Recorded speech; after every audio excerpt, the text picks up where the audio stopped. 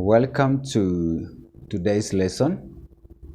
Today we are going to look at a question on calculus under differentiation and integration. And we know anytime we are doing a question from differentiation and integration, that question could be asking about displacement, velocity, acceleration, or even something to do with dy over dx, which is the gradient function of any curve. If you have been given displacement and you need velocity, you differentiate displacement to get velocity, differentiate the velocity to get acceleration, and if you've been given acceleration, you want velocity, you integrate, and if you've been given velocity and you need displacement, you integrate. If you are at acceleration and you need displacement, you are going to integrate two times, so that you integrate the first time you get velocity, integrate the second time you get displacement, and by so doing you would have gotten that particular function that you are looking for. Let us go through this question together. A particle P moves in a straight line such that t seconds after passing a fixed point Q, its velocity v meters per second is given by the equation v is equals to t squared minus 7t plus 12. Find the value of t when P is instantaneously at rest. And we know when this particle is at rest, its velocity is going to be equal to 0. So we can say at rest, velocity is always equal to 0. So we are going to take the velocity function, which is v is given as t squared minus 7t plus 12, and we equate it to 0 because at any point when we talk about the particle being at rest, it has 0 velocity.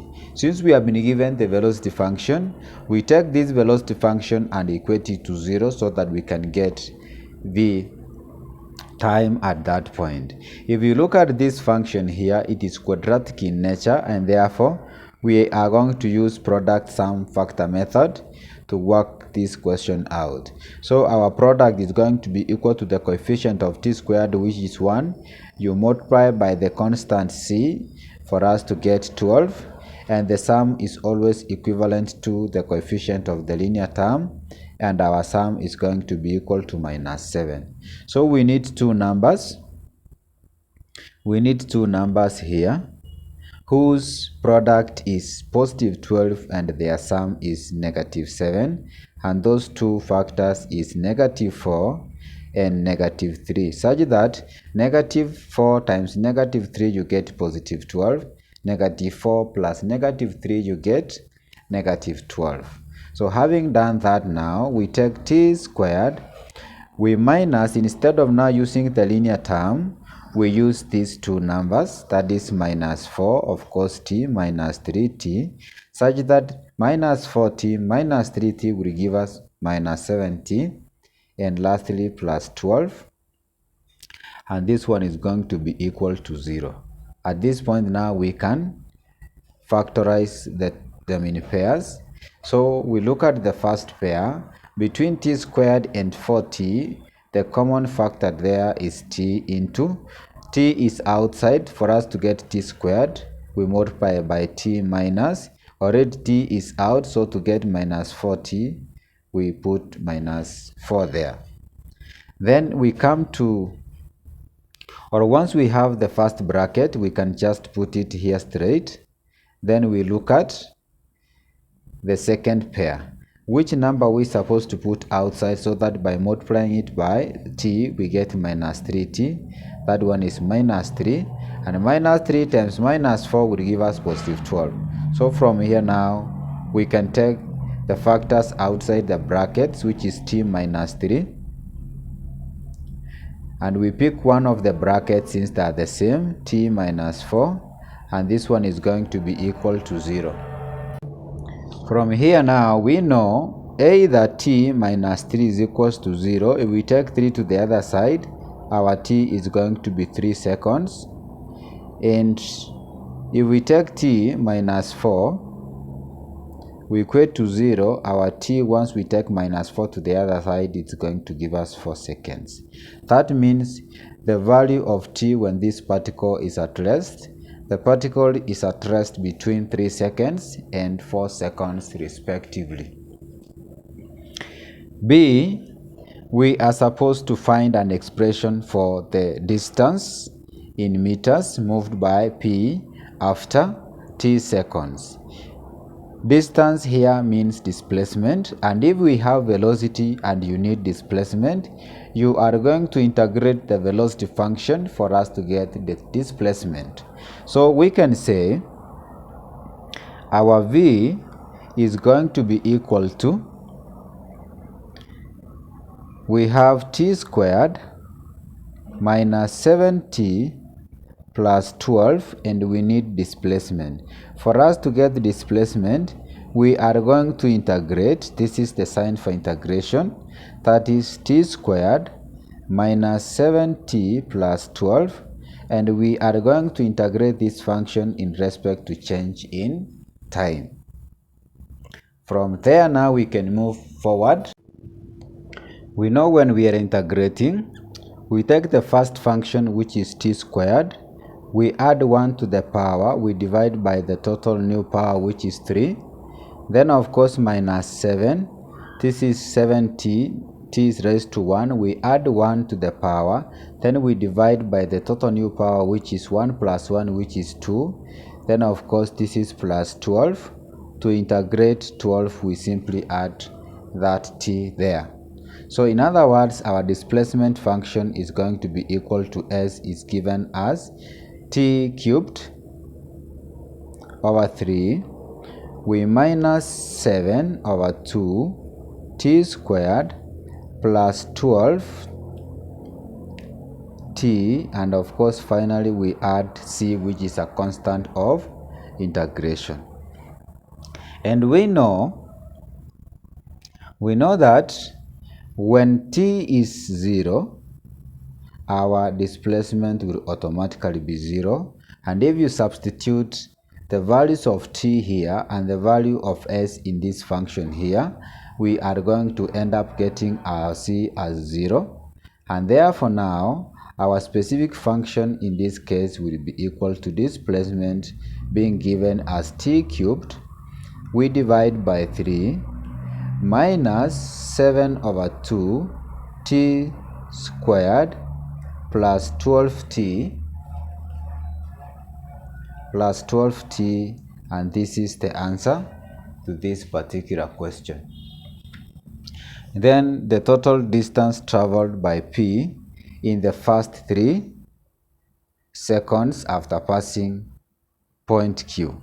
So if you want to get the total distance traveled after 3 seconds, we are going to take our displacement function, which is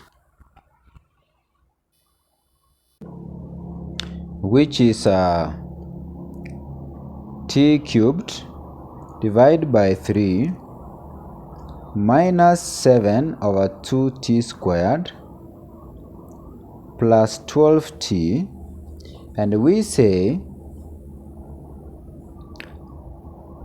at t is equals to 3 seconds, our displacement is going to be equal to, t is 3, so we are going to take 3 cubed, you divide by 3, minus 7 divide by 2 into t squared, and our t is going to be 3, we square, plus 12, we multiply by t, which is 3. So in this case now, we can say our s is going to be equal to 3 cubed is 27, 27 divided by 3, you get 9, minus, this is 3 squared is 9, 9 times 7, you get 63, 63 you divide by 2, you are going to get 31.5. Then of course plus 12 you multiply by 3 will give us 42. So if you take 42, you add 9, you are going to get 42 plus 9, you get 51, you minus 31.5, and this one is going to give us 19.5 meters. This one is going to give us 91. Let us confirm if that is true. That is 7.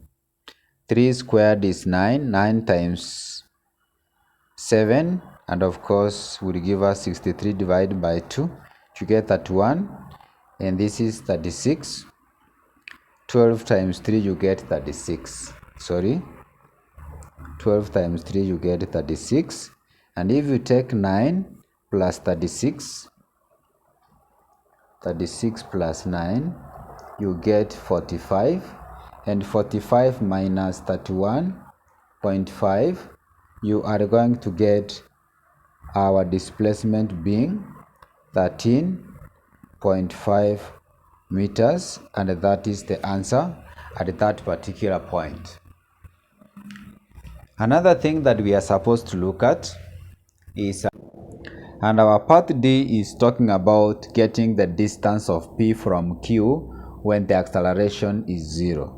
We know, again, we have been given the velocity function, and the velocity function is given as t squared minus 7t plus 12, and we need the acceleration. For us to get the acceleration, we are going to differentiate velocity to get acceleration. And for us to differentiate velocity, this 2 is going to multiply by the constant, which will give us 2t.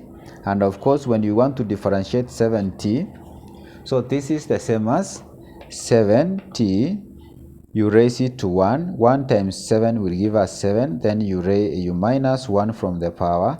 This one is going to give us 7t power 0. Any number raised to 0 is 1. 1 times 7 will give us 7. And at this point, we need the acceleration at point 0 here.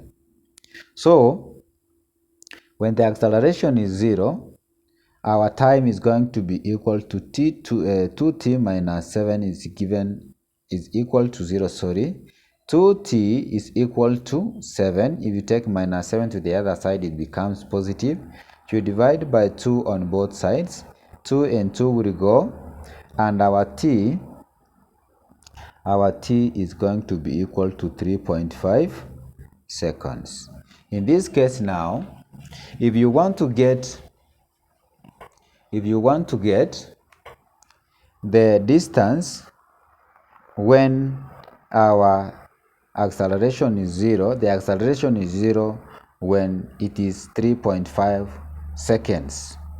Now our displacement or distance is going to be equal to, we take the displacement function, which is t cubed, you divide by 3 minus 7 over 2 t squared plus 12t, then we substitute the value of t in that particular equation. So our displacement is going to be equal to t, which is 3.5 cubed, you divide by 3 minus 7 divided by 2 is actually 3.5. We multiply by 3.5 squared plus 12 into 3.5, and this one is going to be equal to what? This one, in this case, our displacement is going to be equal to 3.5 cubed, you divide by 3, this one is going to give us 14.29, we minus, that is 3.5 squared gives us 12.25, we multiply by 3.5, this one is going to give us 42.88, 14.88, then we add 12, we multiply by 3.5, which gives us 42. 3.5 times 12, it gives us 42. From here now we can take 42, we add 14. If you take 14.29, you add 42, then you will raise 42.88. The answer is going to be equal to 13.41 meters.